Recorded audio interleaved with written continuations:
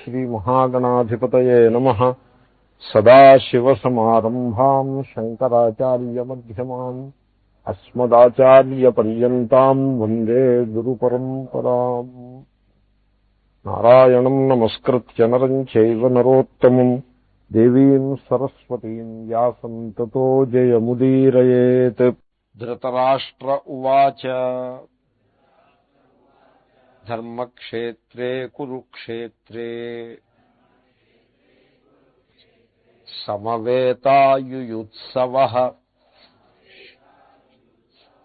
మామకాః పాండవాశ్చైవ కిమకుర్వత Sanjaya. Let us see what Bhashyakara says. జ్ఞానం సన్యాస లక్షణం ఇది చ అంతవరకు చూశాము. ఇహాపి చ అంతే ఉక్తం అర్జునాయ సర్వధర్మాన్ పరిత్యజ్య మామేకం శరణం వ్రజ ఇది అంతవరకు. ఆ తర్వాత ఓ వాక్యం ఉన్నది, ఆ వాక్యాన్ని అందాము. నేను దొరికిందండి వాక్యం. అభ్యుదయార్థోపి యః ప్రవృత్తి లక్షణో ధర్మః వర్ణాశ్రమాంశ్చ ఉద్దిశ్య విహితః సదేవాదిస్థాన ప్రాప్తి హేతురపి సన్ ఈశ్వరార్పణ బుద్ధ్యా అనుష్ఠీయమానః సత్వశుద్ధయే భవతి ఫలాభిసంధివర్జితః. గీతలో రెండు ఉన్నాయి, కర్మయోగము, జ్ఞానయోగము. కర్మ జ్ఞానము ఇవి రెండు పరస్పర విరుద్ధములైన విషయాలు. రెండింటికి పొంతన కుదరదు. ఉంటే కర్మ ఉంటుంది, లేకపోతే జ్ఞానం ఉంటుంది. సో జ్ఞానం అంటే ఆత్మజ్ఞానం, ఆత్మజ్ఞానం అని అర్థం. ఆత్మజ్ఞానం అంటే అర్థం ఏంటి? ఆత్మ గురించి తెలియట. ఆత్మ గురించి తెలియట అంటే ఆత్మ యొక్క స్వరూపము తెలియట. ఆత్మ యొక్క స్వరూపంలో మొట్టమొదటి మాట ఏమిటో తెలుసునండి, ఆత్మ అకర్త. ఆత్మకర్త కాదు, ఇంక కర్మే ఉందండి. ఆత్మకర్త కాదు అంటే ఇంక కర్మే ఉందండి. కర్మ కావాలి అంటే ఆత్మకర్త అవ్వాలి. ఈ చర్చ నేను చాలా చేస్తా, భగవద్గీతలో చాలా విస్తారంగా మాట్లాడుతుంది దీని గురించి. కాబట్టి ఆత్మజ్ఞానము జ్ఞానయోగము అంటే ఇంక కర్మ కుదరదు, అది జ్ఞాననిష్ఠే ఉంటుందంటే. కర్మయోగము అంటే కర్త చేసేదాన్ని కర్మయోగం ఉంటారు, కర్త చేసే సాధనకి కర్మయోగం ఉంటారు. కాబట్టి ఒకచోట వ్యక్తి తనను తాను కర్తగా స్వీకరించి కర్మయోగాన్ని అనుష్ఠిస్తాడు. మరో చోట వ్యక్తి తాను కర్తను కాదు అని తెలుసుకుని కూర్చుంటాడు. కూర్చుంటాడంటే తెలుసుకుని ఉంటాడు. కూర్చుంటాడో నిలబడతాడో అది వేరే సంగతి, తెలుసుకుని ఉంటాడు. సో ఈ రెండింటికి పొంతన కుదరదు. కర్మ స్థూలము, కర్మేంద్రియాలు స్థూలంగా ఉంటాయి. చేయి చూడండి ఎంత స్థూలంగా ఉందో. స్థూల పదార్థములతో నిర్వర్తింపబడుతుంది. ఇగో ఇది స్థూల పదార్థం, దీంతో ఇక్కడి నుంచి తీసి ఇక్కడ పెట్టడం ఏదో కర్మ. ఈ హోమం చేసినా కూడా లౌకిక కర్మ కానీ వైదిక కర్మ కానీ స్థూల పదార్థ నిర్వర్త్యము. తర్వాత బాహ్య ఉన్ముఖంగా ఉంటుంది, బాహ్యోన్ముఖంగా ఉంటారు. మీరు బహిర్ముఖులై ఉంటారు కర్మ చేసేట. కర్మలో బహిర్ముఖత్వం ఉంటుంది. సో కర్మ చేసేవాడిని ఎప్పుడైనా చూడండి ఎలా ఉంటాడంటే, ఆ ఎదురా పువ్వులు ఎక్కడ పెట్టారా, ఏది అక్షంతలు ఎక్కడున్నాయి, గంధం సమర్పయామి అంటాడు. ఇది గంధం ఎదురా, ఈ లోపల గంధం కనపడకపోతే కోప్పడతాడు. ఏంటి పూజ చేసి గంధం ఇవ్వకుండా గంధం సమర్పయామి అని నేను అనుకూర్చున్నా, కోప్పడతాడు. ఒకప్పుడు ఉద్ధరణలు పంచపాత్రలు విసిరేసిన వాళ్ళని కూడా ఎరుగుతున్నాయి. కర్మ బహిర్ముఖంగా ఉంటుంది, ఆత్మనిష్టలో ఉంటాడు. బహిర్ముఖత్వం అంతర్ముఖత్వం. కాబట్టి ఒకటి బహిర్ముఖం, ఇంకొకటి అంతర్ముఖం. ఒకటి ప్రవృత్తి, ఇంకొకటి నివృత్తి. ఒకటి అడ్వాన్స్, ఇంకొకటి withdrawal. Strategic withdrawal, not blind withdrawal, strategic withdrawal. So 2 different things. ఇప్పుడు మొదటిది పైన చెప్పాం, మొన్న క్లాసులో అయింది. ఇప్పుడు రెండోది అంటున్నారు కర్మయోగం. కర్మయోగం అంటే ఏమిటి? కర్మయోగం అంటూ ఏం లేదు, మీరు చేసి కర్మలే. గీతలో మీరు చేస్తున్న కర్మని కాకుండా మరో కర్మని చెప్పరు. కర్మని విధించేది కాదు గీత, మీరు చేస్తున్న కర్మలో ఎలా చేయాలో చెప్పేది గీత. గీతకి ధర్మశాస్త్రానికి పెద్ద తేడా అది. ధర్మశాస్త్రంలో మీరు చేస్తున్న కర్మను ఆపేసి మరో కర్మను చేయమని చెప్తారు, అంతే కదండి. మీరేవో కర్మలు చేస్తూ ఉంటారు. ఉదాహరణకి పొద్దున్న పూట మీరు న్యూస్ పేపర్ చదువుతున్నారనుకోండి, ధర్మశాస్త్రకారులు ఏమని చెప్తారంటే ఆ టైంలో న్యూస్ పేపర్ చదవకు, జపం చేయని చెప్తారు. సో హీ సబ్స్టిట్యూట్స్ వన్ కర్మ విత్ ది అదర్. ఊరికే దృష్టాంతం చెప్పారు. గీతలో అలాగుండవు. అంచేత ఆయన స్పష్టం చేస్తున్నారు, వర్ణాశ్రమాంచ ఉద్దిశ్య విహిత. మీరు జీవితంలో రెండు ఉన్నాయి. One is personal, the other is social. So you fill A place, a slot in the social life, which is called varna. You fill a slot in the personal life, which is called ashram. That is the correct way of looking at it. కాబట్టి మీరు social సిస్టంలో are you filling a slot or not? You are filling a slot. What you do? ఇప్పుడు you are a teacher in the university, possible, that ఈ one slot మీరు fill చేస్తున్నారు. Or you are a businessman, another slot you are filling, or you are in the army or in the security agency, a third slot you are filling, or you are working in a factory, a fourth slot you are filling. So 4 broad slots కింద విభాగం చేశారు. Social life లో one of these 4 you will fill. In fact ప్రతివాడు కూడా ఏదో ఒక slot, ఏదో ఒక డ్యూటీ చేస్తూ ఉంటాడు. ఆ డ్యూటీ ఈ 4 బ్రాడ్ కేటగిరీస్ లో ఏదో దాంట్లో పడుతుంది. That is one. Then individual, బ్రహ్మచారివా, గృహస్థువా, వానప్రస్థుడవా, సన్యాసివా. Very clear. సన్యాసికిను గృహస్థులకి సమాన ధర్మాలు ఉంటాయా? ఉండవు. అందరు మానవులు ఒక్కటే కదా అని సన్యాసి గృహస్థు ఒకే రకంగా ఉంటారా? గృహస్థు వండుకు తింటాడు, సన్యాసి భిక్ష చేసి భోజనం చేస్తాడు. సో కనుక పర్సనల్ లైఫ్ లో ఒక స్లాట్ ఉంది. కాబట్టి నీ కర్తవ్యం అనేది it depends upon these 2 factors. One, in which slot of the personal life you are, in which slot of the social life you are. ఆ రెండు కూడా నీ కర్తవ్యాన్ని ప్రతి అడుగులో నిర్దేశిస్తూ ఉంటాయి. ధర్మశాస్త్రాలు కూడా నీ కర్తవ్యాన్ని నీకు చెప్తూ ఉంటాయి. వర్ణాశ్రమాన్ ఉద్దిశ్య విహిత. ఇప్పుడు ఇది ప్రవృత్తి లక్షణో ధర్మ. ధర్మం ద్విధం అన్నాం కదా, ప్రవృత్తి, నివృత్తి. ఇది ప్రవృత్తి రూపమైన ధర్మం. సో ఈ ధర్మానికి ప్రయోజనం ఏమిటంటే అభ్యుదయార్థ అపి.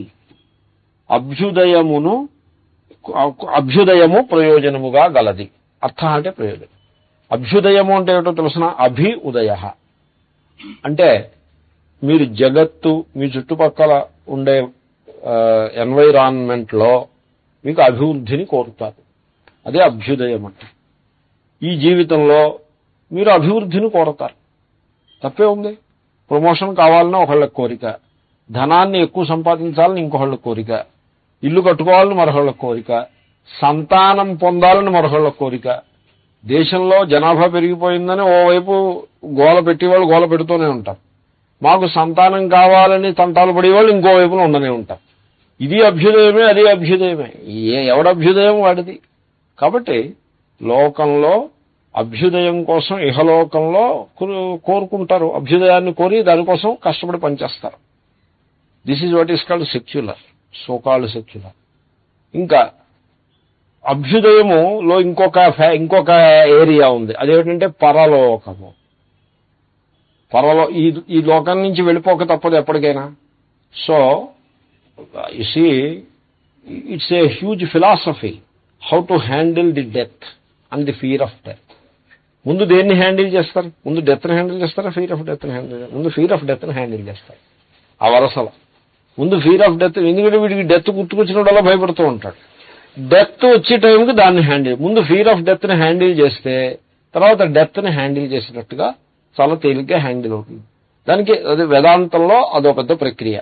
దానికి అది మనం వేదాంతంలో అధ్యయనం చేసి దాన్ని జాగ్రత్తగా తెలుసుకుని people handle it. Anyway, so death is inevitable. And death of what అదంతా వీ విల్ సీ. ఇక్కడే వస్తుంది, అశోకోపనిషత్తులోనే వస్తుంది అదంతా. అసలు అక్కడే ప్రారంభం ఉంది.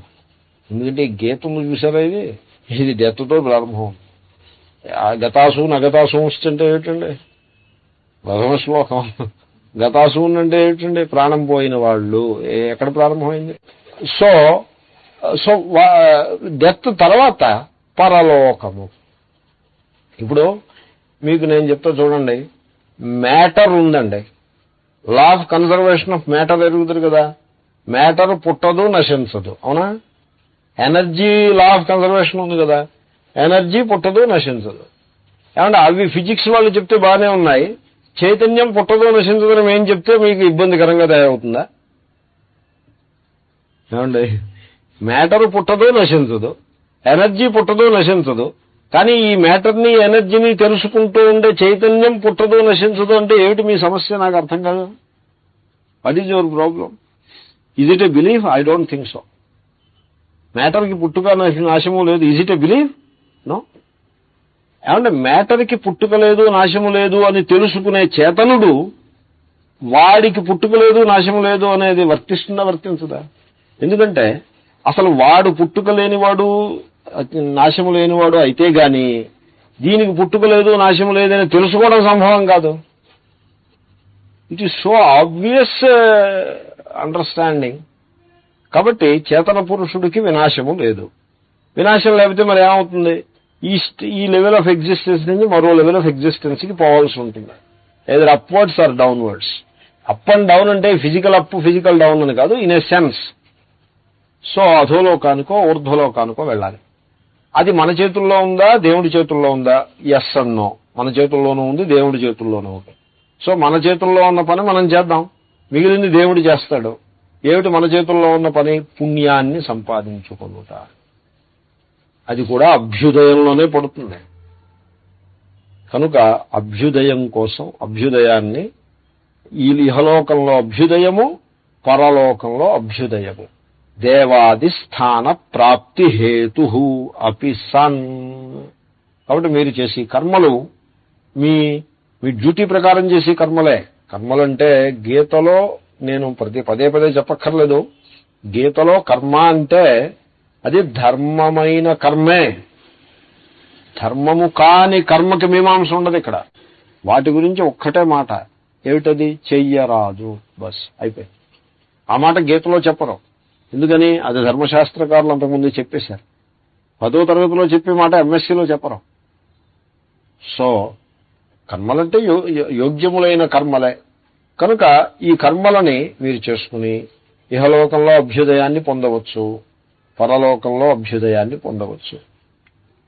అంటే ఇప్పుడు మీరు సకామంగా చేస్తున్నారు, అభ్యుదయ కాములై చేస్తున్నారు. ఇహలోక అభ్యుదయము, పరలోక అభ్యుదయం. సకామంగా కర్మలు మీరు చేస్తున్నంత కాలము మీకు కర్మయోగానికి సంబంధం ఏం లేదు. అది కర్మయోగం అవదు. ఎందుకని? ఆ కర్మ, సకామ కర్మ మిమ్మల్ని ఈశ్వరుడి దగ్గరికి చేర్చలేదు. అది దానికి యోగము అనే మాట లేదు. నేను మీకు మనవి చేశాను, విషాదము, విషాద యోగము. విషాదానికి విషాద యోగానికి తేడా ఏమిటి? ఏ విషాదము ఈశ్వరుడితోటి మిమ్మల్ని కలుపుతుందో అది విషాద యోగం. ఈశ్వరుడితోటి కలపని విషాదము విషాదమే. విషాద యోగం ఎందుకు అవుతుంది? అది విషాదమేది. కాబట్టి ఈశ్వరునితో కలిపి విషాదమే విషాదయోగం. అలాగే కర్మ మీకు ఇహలోక అభ్యుదయమును కావాలా? ఇస్తుంది. వర్క్ చేస్తే ఇస్తుంది. మీరందరూ అలా సంపాదించుకున్న వాళ్లే. పరలోక అభ్యుదయం కావాలా? కావాలి, వస్తుంది మీకు. మీరు పుణ్యాలు, దానాలు, ధర్మాలు చేస్తున్నారు, మీకు పరలోక అభ్యుదయం కూడా వస్తుంది. మేము ఈశ్వరుణ్ణి చేరుకోవాలి. Don't ask for that. You cannot have the cake and eat it to. You cannot have it both ways. మరైతే మాకు ఈ అభ్యుదయం గురించి అంత పెద్ద ఇంపార్టెన్స్ లేదండి, ఎందుకంటే అభ్యుదయం అలా వస్తూ ఉంటుంది, పోతూ ఉంటుంది. ఏదో చిన్నపిల్లలకి చాక్లెట్ ఇస్తారనుకోండి, ఓ చాక్లెట్ ఇచ్చారనుకోండి, వాడు మళ్ళీ చాక్లెట్ కావాలంటాడు. పెద్దవాడు అయిపోయిన తర్వాత ఇంక మనకి చాక్లెట్లు వద్దు, ఈ తాయిలాలు మనకు వద్దని సెటిల్ చేసేసుకుంటాడు. ఆ రకంగా ఈ స్వర్గం అని, అభ్యుదయమని ఇవి మనకు వద్దు. వైరాగ్యం, చాక్లెట్లు వైరాగ్యం వచ్చినట్టుగా ఈ ప్రాపంచిక సుఖాలు, ఈ స్వర్గలోక సుఖాలు, స్వర్గలోక సుఖాలని పేరే కానీ ప్రాపంచిక సుఖాల్లాగే ఉంటాయి. అవి ఒక పిసరు బెటర్గా ఉంటాయి. సో అవి ఇవి మనకు వద్దు. We are not interested in them. వద్దంటే అవి we are not interested in them. ఏదో ప్రారంభాధీనంగా వస్తాయి. We are not keen about that అని ఎప్పుడైతే మీరు సెటిల్ చేసేసుకున్నారో అప్పుడు మీరు కర్మని ఈశ్వరార్పణ బుద్ధితో చేయవచ్చు. ఈశ్వరార్పణ బుద్ధ్యా అనుష్ఠీయమాన. అంతదాకా ఎలా అనుష్ఠించాను? అభ్యుదయ కామనతో అనుష్ఠించాను. నాకు అభ్యుదయము కావాలి అని అనుష్ఠించారు. ఇప్పుడు ఎలా అనుష్ఠిస్తున్నారు? ఈశ్వరార్పణ బుద్ధితో అనుష్ఠిస్తున్నారు. ఈశ్వరార్పణ బుద్ధ్యా కర్మం చేయటం, అభ్యుదయం కోసం కర్మ కాదు. కర్తను నేను కాదు. ఎందుకంటే హృషికేశుడు, కర్మేంద్రియములను నియమించేదెవడు? హృషికేశుడు. కర్మ ఫలాల్ని ఇచ్చేదెవడు? ఈశ్వరుడు. కాబట్టి కర్మ ఏరియాలోనూ ఈశ్వరుని యొక్క అనుగ్రహమే, ఫలం ఇచ్చేది ఈశ్వరుడే. మరి ఇంక నువ్వేమిటి? నిమిత్త మాత్రం. దేనికి నిమిత్త మాత్రం? పిక్ పాకెటింగ్కి దానికి నిమిత్త మాత్రం అనకూడదు. కర్తవ్య కర్మానుష్ఠానానికి నేను నిమిత్త మాత్రుణ్ణి. ఏమిటి నిమిత్త మాత్రం అంటే అర్థం ఏంటో తెలుసునా?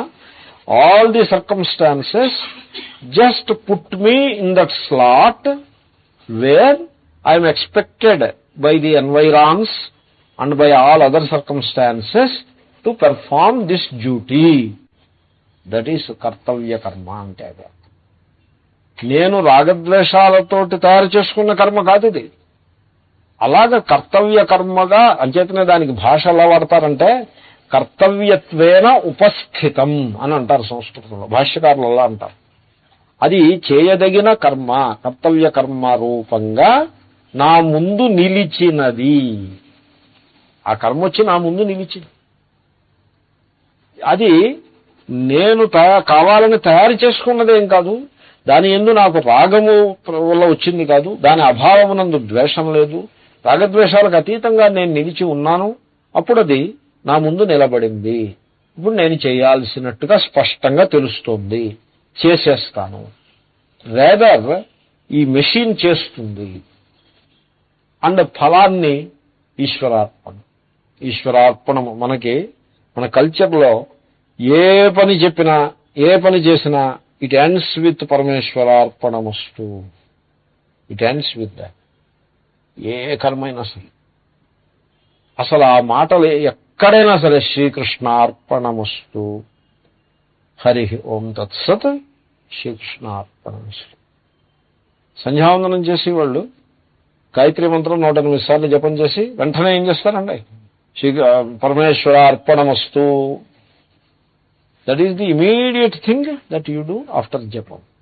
సంధ్యావందనం అయిన వెంటనే ఏం చేస్తారు? పరమేశ్వరార్పణమస్తు. So what a glorious culture it is. కానీ మనం ఏం చేసామంటే దాని స్పిరిట్ని వదిలిపెట్టేసి ఆ లెటర్ని పట్టుకుంటాం. చిలక రామ అన్నట్టుగా ఇప్పుడు పరమేశ్వరార్పణం వస్తూ ఉంటాడు. అసలు ఆ మాట అంటున్నాం, దాని యొక్క ఆ భావన మనస్సులో క్షణం కూడా భావన లేకుండగా అసలు భావనకి దూరం అయిపోయి అలా అంటే ఊరికే అలా చిలక పలికినట్టుగా ఉపయోగం ఉండదు. కాబట్టి నిజంగా అనగలగాలి, పరమేశ్వరార్పణం వస్తూ అని అనగలగాలి. సో అలాగే ఈశ్వరార్పణ బుద్ధితో కర్మని చేస్తే దానివల్ల కలిగే ప్రయోజనము యూ కెనాట్ ఈవెన్ ఇమాజిన్. సత్వశుద్ధయే భవతి. అంతఃకరణము నిర్మలమైపోతుంది. అంతఃకరణం నిర్మలమైపోతుంది అంటే అంతఃకరణంలో ఉండేటువంటి ఆ టాక్సిసిటీస్ ఏవైతే ఉంటాయో, ఇమోషనల్ ప్రాబ్లమ్స్, తర్వాత పాస్ట్ గతాన్ని గురించిన శోకము, భవిష్యత్తు గురించిన బెంగ, ఇవే కదండి మరి అంతఃకరణలో ఉండే సమస్యలు. సో ఎవేవో గ్రీవెన్సెస్. ఈశ్వర should come into life. ఈశ్వరుణ్ణి పిక్చర్లోకి తీసుకురాకుండా మీరు జీవితాన్ని సరళంగా జీవించటం సంభవమే కాదు. అంచేత ఈశ్వరుడు అన్నది it's not a matter of belief, it's a matter of understanding. Understanding ఈశ్వర అనే బుక్ ఒకటి రాబోతుంది. కాబట్టి ఈశ్వరార్పణ బుద్ధ్యా అనుష్ఠీయమాన, ఈశ్వరుడికి సమర్పించుతున్నాను అనేటువంటి భావనతో అనుష్ఠిస్తాడు. ఈశ్వరుడికి సమర్పిస్తున్నాను అంటే చాలా పెద్ద మాట. He will not wait around to collect. ఈశ్వరార్పణ వస్తువు అనేస్తాడంటే హీ డిసపియర్స్. ఎందుకంటే why he should disappear? He has nothing to gain out of it. He is not looking for any gain. In fact he is against any gain. ఈశ్వరార్పణం అనేసిన తర్వాత ఇంకా gain ఏముంది దాంట్లో? That is self is the greatest gain. ఈశ్వరార్పణం అన్నది చాలా పెద్ద గెయిన్. అది ఆ విధంగా కనుక వీడు అనుష్ఠిస్తే సత్వశుద్ధయే, అంతఃకరణము నిర్మలమైపోతుంది. ఫలాభిసంధివర్జిత, కర్మ చేసి ఫలం కోసం ఎదురు చూడడము అనేది మానవ లక్షణం, మానవ స్వభావం. గీత మానవులను శోధన చేయటం కోసం వచ్చిన గ్రంథం కదా. అభిసంధి అనే పదాన్ని శంకరులు తరచుగా వాడతారు, ఎందుకంటే శ్రీకృష్ణుడు వాడాడు అలా. అభిసంధి అంటే తృష్ణ అని అర్థం. ఫలతృష్ణ అంటే అలా గట్టిగా పట్టుకుని అట్టు పెట్టడం. అభిసంధి గట్టిగా పట్టుకోవడం. నా ఫలం మాట ఏమిటి? ఈ ఫలాభిసంధిని పక్కన పెట్టి నీవు కర్మను చేయాలి. మనిషి స్వార్థంలో సుఖం ఉండదు. సుఖం కోసం స్వార్థి అవుతాడు, కానీ స్వార్థంలో సుఖం లేదు. ఆ సత్యాన్ని తెలుసుకోవడానికి వాడు పిలిముగలు వేస్తాడు, కానీ ఆ సత్యాన్ని మాత్రం తెలుసుకోడు. ఆ సత్యాన్ని తెలుసుకోవాలంటే గీత క్లాస్ అటెండ్ చేయాలి, అప్పుడు తెలుస్తుంది ఆ సత్యం. శ్రీకృష్ణుడు చెప్పాడు, ఇంకెవరో చెప్పలేదు. మీరు టెంపుల్కి వెళ్తే ఏం తెలుస్తుంది? అది టెంపుల్కి వెళ్ళడం తప్పు కాదు. గీతలోనే ఫలాభిసంధి వర్జితంగా కర్మని చెయ్యాలి అనే మాట మీకు వినబడుతుంది. మరి ఇంకెక్కడికి వెళ్ళినా మీరు కలికానికి కూడా ఆ మాట వినపడదు. పైగా ఫలాన్ని ప్రోత్సాహం చేసేట్లాగా వినపడదు. ఫలాభిసంధి వర్జిత అనే మాట అది అమృతప్రాయమైన వచనం, చాలా గంభీరమైన వచనం. అది కేవలం గీతాచార్యుడే చెప్పి మాట. కాబట్టి ఫలమునందు తృష్ణ లేకుండగా ఫలాన్ని ఈశ్వరుడికి సమర్పించి, కర్తృత్వాన్ని ఈశ్వరుడికి సమర్పించి మీరు అలా నిశ్చింతగా ఉండిపోవచ్చు. అప్పుడు ఆ కర్మ చిన్న కర్మ కానీ పెద్ద కర్మ కానీ ఆ కర్మ అది కర్మయోగము. కర్మయోగం. మీరు దానం చేసింది పావలా అయినా ఈశ్వరార్పణమస్తు అని దానం చేస్తే అది కర్మయోగం. మీరు 1,00,000 దానం చేసి ఫలకం పెట్టిస్తే, ఫలకము సంస్కృతం, పలక తెలుగు, సో పలక పెట్టిస్తే మీకు పుణ్యం వస్తుంది, స్వర్గానికి వెళ్తారు. ఆ పుణ్యంలో అప్పుడే 50% ఈ పలక మీద ఖర్చు అయిపోయింది, అది మర్చిపోకండి మీరు. ఎందుకంటే పలకంటే అది ఖరీదు కాదు. అక్కడ your name is known to so many people. మీరు ఈ దానం మీరు చేశారని 10 మందికి తెలిసింది కదా. కీర్తి పుణ్య ఫలం. యథా సంపుష్పితస్య వృక్షస్య దూరాద్ గంధోవాతి. విన్నారా ఈ మంత్రం వలన? ఏవం పుణ్యస్య కర్మణః దూరాద్ గంధోవాతి. చెట్టు పుష్పిస్తే చుట్టూ పరిమళం వెదజల్లినట్లు అవుతుంది. అలాగే మీరు చేసిన దారానికి చుట్టూ పరిమళం వెళ్ళిపోయిందంటే అందరూ మీ పేరు చెప్పుకున్నారు, ఇంకా మీ పుణ్యం ఖర్చు అయిపోయిందంటే. స్వర్గానికి వెళ్తే ఇంద్రుడి దగ్గర అకౌంట్లో మీ పుణ్యంలో 10% ఉంటుంది, మిగతా 90% అంటే భూలోకంలో నీ పేరు ప్రచారంలో ఉంది, అదే పుణ్యం. గుప్తదానం అన్నారు అందు గురించి. కాబట్టి ఫలాభిసంధి వర్జిత. దానం చేసి మళ్ళీ వెనుతిరిగి చూడకుండా అక్కడి నుంచి వెళ్ళిపోయే కంఫర్ట్, ఆ లేషర్ మీ మనస్సులో ఉందా? ఇంకా మళ్ళీ నా పేరు చెప్పుకున్నారా లేదా, నా పేరు అనౌన్స్ చేశారా లేదా, పేరు పత్రికలో వేశారా లేదా, డబ్బు సరిగ్గా ఖర్చు పెట్టారా లేదా, అకౌంట్లు సరిగ్గా ఇచ్చారా లేదా, ఇటువంటి practical thing I don't know. ఎందుకంటే నేను దానం చేశాను అనే దృష్టి ఇంకా వాళ్ళలో ఉందంటే ఇంకా రెసిడ్యూ అలాగే ఉందన్నమాట. నేను దానం చేసిన వాడిని నేను అనే రెసిడ్యూ అలాగే ఉందన్నమాట. అసలు అలా ఉండదు, దాతలు అలా ఉండరు. ఒక స్థాయికి చెందిన దాతలు అలా దానం చేస్తారు, మరుక్షణం మరిచిపోతారు, మనం దానం చేసామనే మరిచిపోతారు. ఇంకా అలా రెసిడ్యూ పెట్టు కూర్చోరు. మన జేబులో ఆ టైంలో ఆ డబ్బు ఉండడం ఏదో పుణ్యం చేసుకోబట్టి ఆ డబ్బు ఉంది. మన చేతిలోంచి ఇంకొకళ్ళ చేతిలోకి వెళ్ళిందంటే అది ఇంకో పుణ్యం. అది మన కడుపులో పడ్డది ఖర్చు, ఎదరవాళ్ళకి ఇచ్చిందే మిగులు. సో ఈ విధంగా సర్వమునందు ఈశ్వరుణ్ణి దర్శించే వాళ్ళు అసలు చాలా సహజంగా కర్మను చేసేస్తారు, కర్మ ఫలతృష్ణ లేకుండా ఉంటారు. వాళ్ళు అనుభవించేటువంటి ఆత్మానందము ఈ తృష్ణ గల వాళ్ళకి ఎక్కడి నుంచి వస్తుంది? తృష్ణ గల వాడికి ఆత్మానందం అనే మాటే లేదు. కాబట్టి ఆ విధంగా కర్మయోగాన్ని చెప్పారు. జ్ఞానయోగము కర్మయోగం. శుద్ధ సత్వస్య చ జ్ఞాననిష్టాయోగ్యతా ప్రాప్తి ద్వారేణ జ్ఞానోత్పత్తి హేతుత్వేన చ నిశ్రేయస హేతుత్వమపి ప్రతిపద్యతే.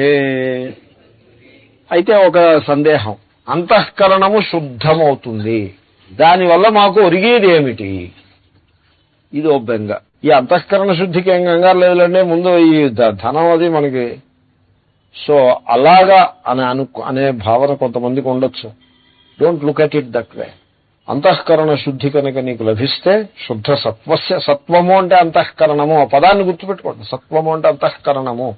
అది కనుక శుద్ధంగా ఉంటే వాడికి యోగ్యత లభిస్తుంది, క్వాలిఫికేషన్. యోగ్యతా ప్రాప్తి, ఎసెన్షియల్ క్వాలిఫికేషన్ యోగ్యత అంటారు. సో ఏమిటి యోగ్యత? దేని? జ్ఞాననిష్టా యోగ్యతా ప్రాప్తి. ఆత్మజ్ఞాన నిష్ఠ ఒకటి ఉన్నది, అదే మోక్షము. ఆత్మజ్ఞాన నిష్ఠ అన్నా మోక్షం అన్నా ఒకటి, జీవన్ముక్తి. సో దానికి యోగ్యత కావాలి. ఆ యోగ్యత ఏమిటి అంటే అంతఃకరణము శుద్ధముగా నుండుటయే. It is the sufficient and essential qualification. అంటే అది ఉంటే చాలు, అది లేకపోతే ఏదన్నా వ్యర్థమే. It is the sufficient adequate and essential అన్న ఏదో అంటారు, నెసెసరీ అండ్ సఫిషియంట్ క్వాలిఫికేషన్ అని పత్రికల్లో వేస్తూ ఉంటారు ఈ ఉద్యోగాలకి దానికి. సో ఆ విధంగా జ్ఞాననిష్టకి ఉన్న essential and adequate qualification, necessary qualification ఏమిటంటే అంతఃకరణ శుద్ధి, clean and clear mind. Clean and clear, clarity is important. ఊరికే క్లీన్ ఉంటే చాలదు. Clean and clear mind, which is a huge thing it is. అదేమంత సామాన్యమైన విషయం కాదు. కాబట్టి అప్పుడు ఏమవుతుంది? యోగ్యత వస్తుంది. యోగ్యత వస్తే ఏమవుతుంది? జ్ఞానం వస్తుంది. జ్ఞాననిష్టకి యోగ్యత సంపాదిస్తే జ్ఞానం లభిస్తుంది. ఏమంటే మంచి ఉద్యోగానికి యోగ్యత మీకుంటే ఏమవుతుందండి? మంచి ఉద్యోగం వస్తుంది. అదే లేదండి ఈ మధ్యకాలంలో ఉద్యోగాలు రావట్లేదు, ఆ మాట ఎవరికి? ఉద్యోగాలు రావట్లేదనే మాట ఎవరికి? మీడియాకర్ క్వాలిఫికేషన్స్ వాళ్ళకి. సత్వ ఈజ్ అంతఃకరణ, heart, inner organ, that is సత్వ, నాట్ సత్వగుణ. ఇట్ ఈస్ సత్వగుణ ఆల్సో, బట్ సత్వ ఈజ్ అంతఃకరణం. శుద్ధ సత్వస్య, one who is pure in heart. Pure in heart means what? Pure in heart means what? It will be shining or some such thing. So how to say pure in heart? Same thing. The kartrutva sakti, the attachment for doership is not there. So the job is done. The person walks away with a smile on his lips. Over. He is not standing around to be recognized. Kartrutva sakti is not there. Bhoktrutva sakti is not there. That is the purity of the heart. Shuddha sattvasya. What a glorious thing it is. Jnana nishtha yogyata prapti dvarena.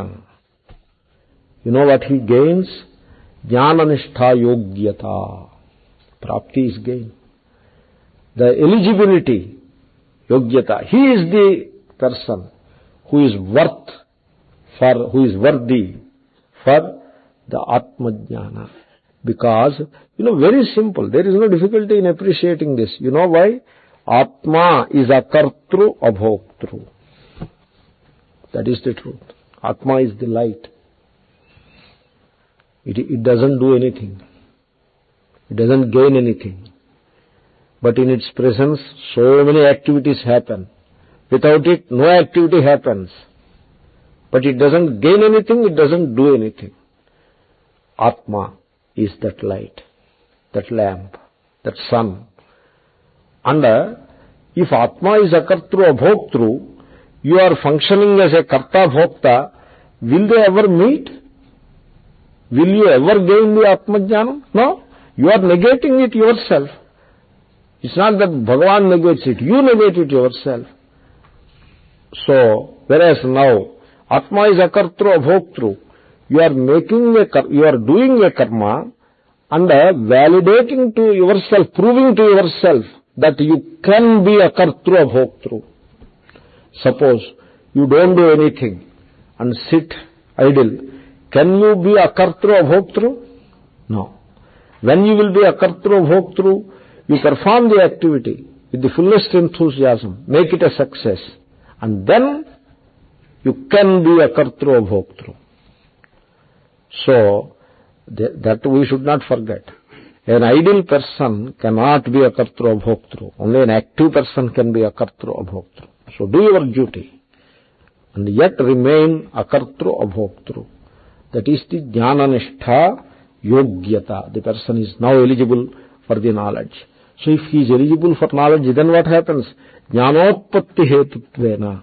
Knowledge takes place. Knowledge floods his heart and he sees the truth suddenly.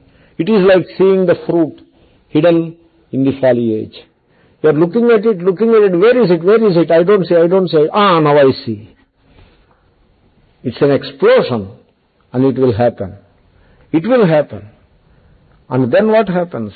Nishreyasa hetuttvamapi pratipadyate. This way, this pravritti, in a very indirect way, performed with the sense of a kartru bhoktru, with that understanding, purifies the heart, makes him eligible for knowledge, then knowledge happens, then he becomes liberated.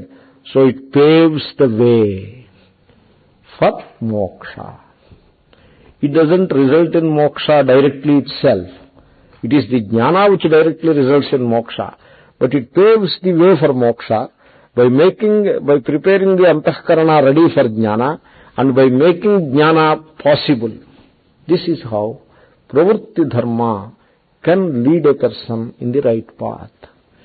Therefore, there should not be any confusion about karma and jnanam, karma yoga and jnana yoga. You will not have any confusion. But one condition, stay with Shankara's statement. Don't stray this way, that way. Just hold on to Shankara's statement. You are in the right path. It is like that.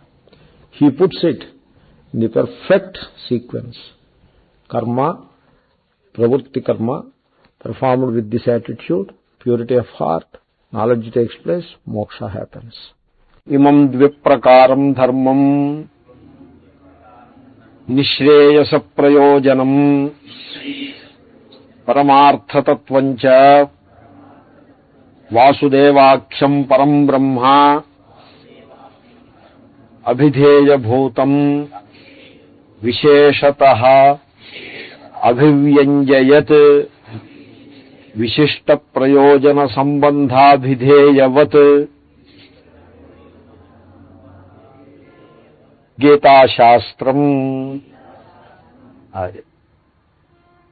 So ధర్మము రెండు విధములుగా ఉన్నది. ఒకటి ప్రవృత్తి ధర్మము, రెండవది నివృత్తి ధర్మము. చిత్రం ఏంటంటే ధర్మం రెండు రకాలుగా ఉంది, కానీ వాటి ప్రయోజనం రెండు రకాలుగా లేదు. ఒకటే ప్రయోజనం. ప్రయోజనం ఒకటి, ఫలం కాదు. ఫలం వేరు, ప్రయోజనం వేరు. ఫలము ప్రయోజనం ఒకటి కాదు. మీకు దృష్టాంతం చెప్తా చూడండి. ఓ గవర్నమెంట్ ఇంజనీరు ఓ బ్రిడ్జి కడుతున్నాడు. కూలీలను పెట్టి కట్టిస్తాడు కదా ఇంజనీరు. ఇప్పుడు ఆ బ్రిడ్జి కడుతున్న దానివల్ల ప్రయోజనం ఏమిటంటే ఆ ఇంజనీర్ చేసే కర్మ, దానికి ప్రయోజనం ఏమిటి? సమాజానికి సేవ, సమాజ కళ్యాణము. 10 మంది ఆ బ్రిడ్జి మీద ఇటు వెళ్తారు, వాళ్ళ పనులు తేలిగ్గా చేసుకోగలుగుతారు. తద్వారా ఆ బస్తీకి లేక ఆ సమాజానికి కళ్యాణము. అందుకోసమే కదా మరి బ్రిడ్జి కట్టేది. అది ప్రయోజనం. ఫలం ఏమిటో తెలిసినా వాడికి వచ్చే జీతం ఫలం. చాలా ఫరక్ ఉంది, చాలా పెద్ద తేడా ఉంది. సో ప్రతి సందర్భంలోనూ ఫలం వేరు, ప్రయోజనం వేరు. కర్మ చేశారనుకోండి, కర్మ సకామంగా చేస్తే దాంట్లో ప్రయోజనం ఏమీ ఉండదు, ఫలమే ఉంటుంది. ఫలమే ఉంటుంది. కర్మ నిష్కామంగా చేస్తే, నిష్కామ కర్మ అంటే దాని పేరే కర్మయోగము అని అంటారు. ఊరికే ఎంఫసిస్ చేయటం కోసం నిష్కామ కర్మయోగము అని కూడా అంటారు. కర్మయోగము అంటే చాలు, అది నిష్కామ కర్మే. నిష్కామ కర్మ అంటే చాలు, అది యోగమే. అది ఈశ్వరుడితోటి కలుపుతుంది వీడిని, యోగమే. కానీ ఊరికే కొంచెం 2 పదాలు వేసినట్లయితే బలంగా 3 గట్టిగా వేసినట్టు ఉంటుంది, కాన్సెప్ట్ బాగా ఉంటుందని నిష్కామ కర్మయోగము అంటారు. నిష్కామ కర్మయోగము నిన్న మీకు మనవి చేశాను, ఈశ్వరార్పణ బుద్ధితో కర్మను చేయటము అని. సో ఇంకా చాలా చెప్తాను. కాబట్టి నిష్కామ కర్మయోగము అనేది ధర్మము, అది ప్రవృత్తి ధర్మము. సో నివృత్తి ధర్మము అంటే సర్వసంగ పరిత్యాగము అనే నివృత్తి ధర్మము. ఆత్మజ్ఞాన నిష్ఠ అనేది కూడా మనం చెప్పుకున్నాము. సో నిష్కామ కర్మయోగం కనుక మీరు అనుష్ఠించినట్లయితే తద్వారా మీకు అంతఃకరణ శుద్ధి, జ్ఞాననిష్టకి యోగ్యత, జ్ఞానము, మోక్షము. సో పరంపరయా మీకు అది కూడా మోక్షము అనే ప్రయోజనము. మోక్షానికే నిశ్రేయసము అని పేరు. ఆ పదం గుర్తుపెట్టుకోండి, నిశ్రేయసము అంటే ఇంతకంటే ఆ పదం ఇంతకు ముందు రాలేదేమండి, ఇప్పుడే వచ్చిందా? ఇంతకుముందు వచ్చిందా? నిశ్రేయసము అంటే ఇంతకంటే శ్రేయస్సు మరొకటి లేదు. సో గీతా శాస్త్రం, this is the branch of knowledge, శాస్త్ర called Gita. I told earlier, Shamsati iti Shastram. It teaches a few things that we should know. That's why it is called Shastra. And the name of the Shastra is Gita. Gitaiva Shastram, Gita Shastram. That is the name. So this Gita Shastram. Now, this Shastra must have, Abhidheya. Abhidheya means the subject matter. Shastra should have a subject matter. Abhidheya Bhutam. Now, in Gita Shastra, what is the subject matter? Abhidheya is subject matter. What is taught in that book, that is called Abhidheya. What is the subject matter here? Iha Gita, Iha in this context. So, the subject matter is Dviprakaram Dharmam. The twofold dharma. What are they? We have seen Pravrutti, Nivrutti. Pravrutti dharma, Nivrutti dharma. And then the Pravrutti means karmas. Karmas aimed at Abhyudaya, welfare in this world and else in another world. They are not part of Gita. Gita has nothing to do with them. We have seen all that. But the same karmas, means Nitya karmas, performed for the sake of Antahkarana Shuddhi, as we have seen in yesterday's class, that will prepare the mind for the higher knowledge. So in this way, the Nitya karmas performed with a sense of devotion, without greed for the results, phalabhisandhi varjitaha. So that way, even the pravrutti could contribute to the ultimate goal. Karma is not the subject matter of Gita. Karma yoga is the subject matter. Bhakti is not the subject matter of Gita. Because you have a Bhakti Yoga chapter, you know. So Bhakti is mentioned in Gita quite a lot. But Bhakti, Nishkama Bhakti is the subject matter. Not this Gauna Bhakti. There is a Bhakti is twofold. So Gauna Bhakti means, Gauna means you say you love God. But really speaking, you do not love God. You love something else. And so God becomes an accomplice to achieve that. Therefore it is Gauna, Guna, secondary. Bhagavan becomes secondary. Suppose you worship God to gain heaven. Now which is primary? Heaven. And Bhagavan is secondary. Guna ho gaya. Suppose you worship God and purchase a lottery ticket. And then again worship God. And now wait for the result. Now the thing is obvious. So which is primary? Not God, definitely not God. So God has become secondary. So that is Gauna Bhakti. It is there, but it is there very much. But it is not the subject matter of Gita. So a Bhakti which unites the individual with God, Bhakti Yoga, which is of course a part of Karma Yoga. So Karma, which unites the individual with God, is Karma Yoga. That is the subject matter. That's why in Gita, you do not find a certain language. By performing this ritual, you will get this result.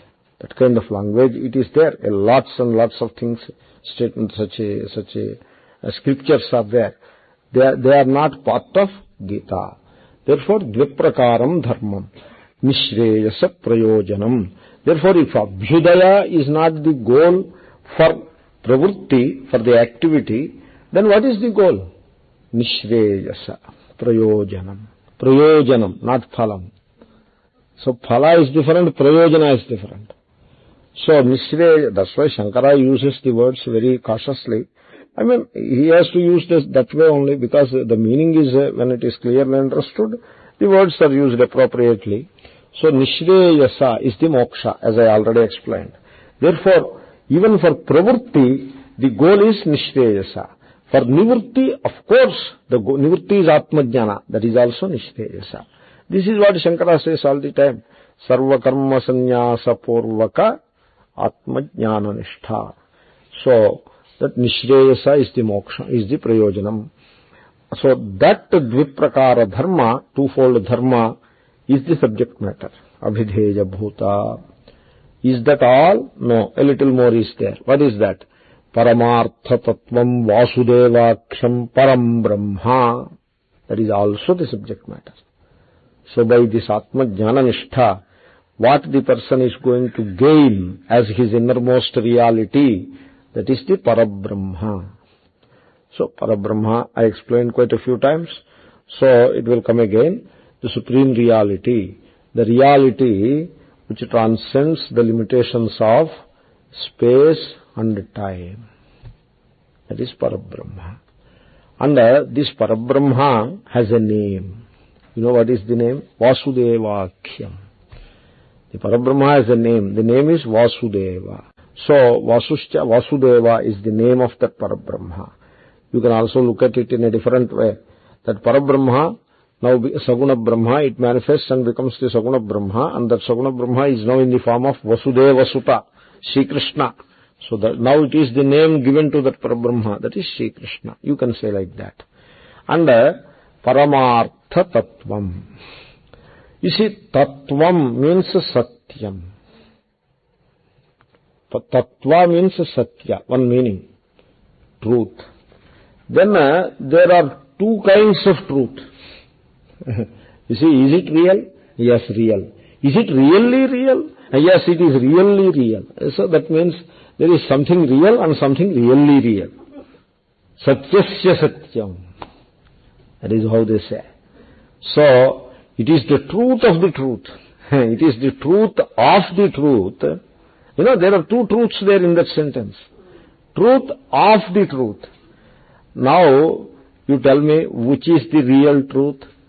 The one which comes after of or before of?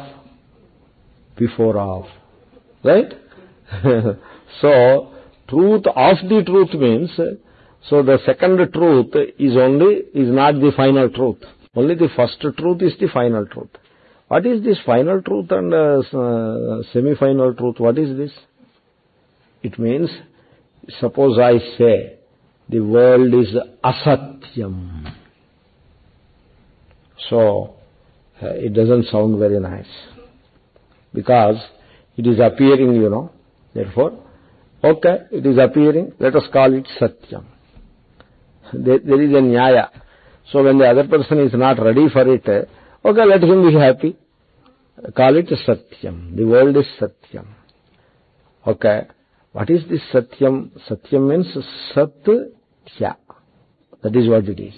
Not what you think. Satya. Satyatyacha bhavat. Taitriya. Satya. Sat. Prithvi ap tejaha. Tya. Vayu akasha. That is this word. And then satyasya satyam.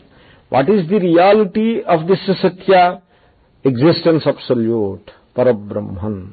The timeless, spaceless reality. That is the satya. Ultimate satya. It is called Paramartha Satyam.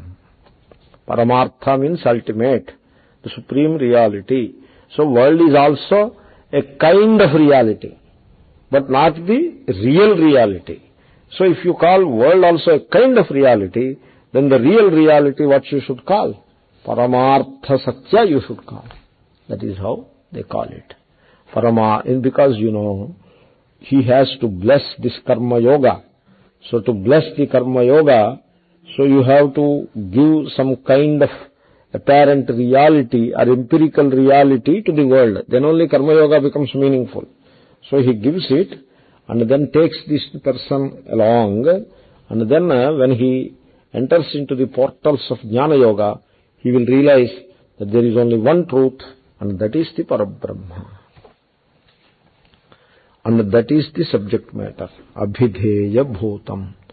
And so this Gita Shastram, what is its job? Visheshataha Abhivyanjayat. So, Visheshataha, in good detail. Abhivyanjayat means prakatayat, and unfolds this subject matter. Gita Shastram. So, this Shastra, Visheshataha Abhivyanjayat, in good detail, exploring and expounding what? The subject matter. Abhidheya Bhutam Visheshataha Abhivyanjayat. Okay, then, Vishishta Prayojana Sambandha Abhideyavat. Gita Shastram. Now the Gita Shastra has fulfilled these qualifications, these qualities, to be taken up for study as a book. What are the qualities? It has Vishishta Prayojana, very Vishishta means mahat, very great purpose or goal to be served. What is that? Moksha. We have seen Nishreyasa Prayojanam. Nishreyasa, which is the moksha. That is its Prayojanam, already mentioned. Okay. Abhidheya, the subject matter, already mentioned. Dviprakara dharma, already mentioned. That is the subject matter. Then Sambandha. There is just one more in between. What is, so Anubandha Chatushtayam they said, so it's okay, four, it becomes four. So, what is the Sambandha? You see, Sambandha is just they count like that. What is the Sambandha is the relationship. Some technical discussion. What is the relationship between the Shastra and the subject matter? What is the relationship? The Shastra unfolds the subject matter, and the subject matter is unfolded by the Shastra. That is the relationship. Vyangya Vyanjaka Bhavaha. So getting unfolded, unfolding. That is the relationship. It unfolds and that gets unfolded. That is the Sambandha. Then what is the relationship between the Shastra and the Prayojana? What is the relationship? Once again, the Shastra helps you to gain that Prayojana. That is the relationship. So, it is all one united thing.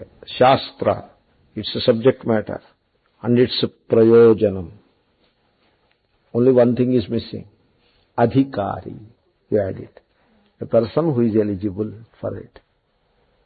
So, who has certain qualifications, he is eligible for it. And so, all the four are in place. Shastra, teaching, the adhikari, the person who is eligible, and the goal, prayojana, third, and the fourth is sambandha, the relationship, mutual relationship between them. So, Shastra is the subject matter, and the student, the adhikari is the student, some relationship. So, this way, all aspects of the teaching are established, well understood, well ascertained, and therefore, now we are satisfied with the subject matter. Are you satisfied with the subject matter? Yes. Suppose you say, no, moksha can wait. People say like that. Moksha can wait. We have a few desires to fulfill. In fact, we want to have a trip to heaven and see what are the things there. Moksha, we will come back, and then in the next birth we will pursue it and gain moksha. So, if you want Atma Jnanam, you should be clear about it. If you don't want Atma Jnanam for some reason, nothing wrong in it. So, one can pursue self-knowledge later. Presently, I want to pursue some other things. Later I will come back to it. Wonderful. So, then, that is one thing. So, this is the purpose of ascertaining. Then, adhikari is also ascertained. Adhikara is yogyata. Certain eligibility criteria are there. So, suppose somebody feels, I am not ready for it. Therefore, he is not eligible. I don't have those qualifications. Okay, go and get them. Equip yourself with those qualifications and come back. So, like that, all the four aspects are ascertained. Now, we have ascertained. We are the adhikaris. We have that goal only, and we need that subject matter. This teaching helps us to gain it.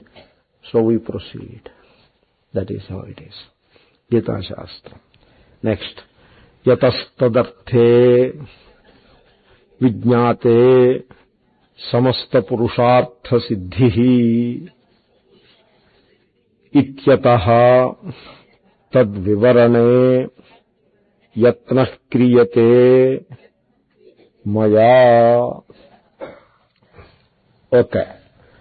So, Maya yatnah kriyate. By me, an effort is being made. An effort, yatnaha is effort, is being made by me. Shankara is telling. I want to make an effort. Effort in what? Tad vivarane. Tat is Gita Shastram. In expounding it, in explaining it here and there. In that, I'll make an effort. Why should you make an effort? What is so great about it? There is a need, because yataha, because tadarthe vijñāte. If you know the teaching of Gita, artha is intent. What is it that Gita is trying to convey? Because sometimes the intent has to be extracted out of the sentence. You have to extract it. It may not be readily available. When you understand the spirit of this teaching, what is it that Bhagavan is trying to convey? You get the message. You know what happens? Samasta purushartha siddhihi. All purusharthas, 4 of them. Dharma, artha, kama, the trivarga, and also moksha, the 4th. Purusharthas are 3 plus 1. 4, but 3 plus 1. The 3 and the 1. All of them will be correctly understood, and the person gets fulfilled in all of them. So, samastha purushartha siddhi. In fact, samastha purushartha siddhi happens. All the purusharthas, the human goals, 4 of them, all of them will be really fulfilled only in the knowledge of the self. That is the ultimate. In that, everything culminates. And so, Gita takes the person to that highest goal. I know that, and therefore I thought I should make an effort in explaining it, so that people will be benefited by that explanation. It's out of just love, nothing else. It's a labor of love. Yatnaha kriyate maya. Om Purnamadah Purnamidam Purnat Purnamudachyate Purnasya Purnamadaya Purnameva Vashishyate. Om Shanti Shanti Shanti.